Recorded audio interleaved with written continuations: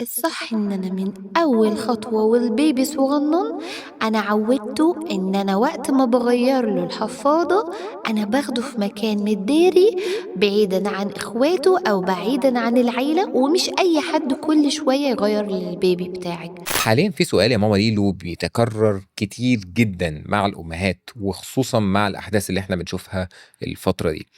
والسؤال بصراحة لازم نقف عنده، لأنه بيتكلم عن الأحداث الحالية وإزاي نتعامل مع أولادنا وإزاي نوعي أولادنا عن التحرش من سن كام. هو في البداية كده يعني نبدأ نوعي أولادنا إمتى؟ والتحرش برضو يعني سؤال برضو بيبقى موضوعه صعب شوية لما نيجي نتكلم فيه مع أطفالنا وكده، لأن هو مش سؤال بسيط، لأن هو خوف الأمهات اللي احنا شايفينه ده بيكون في براءة للطفل. البراءة دي إزاي نكلم الطفل البريء ونشرح له ازاي يتعامل، والمسؤولية دي كبيرة جدا علينا كلنا.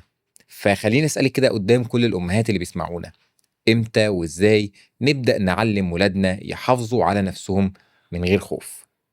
هو المفروض نبدأ نوعي أطفالنا من سن كام؟ هو السؤال ده بيتكرر كتير جدا. خليني أقولها بوضوح ومن غير لف. التوعية ما بتستناش سن كبير. أنا من وجهة نظري الشخصية توعية بادئة من أول ما الطفل بيتولد.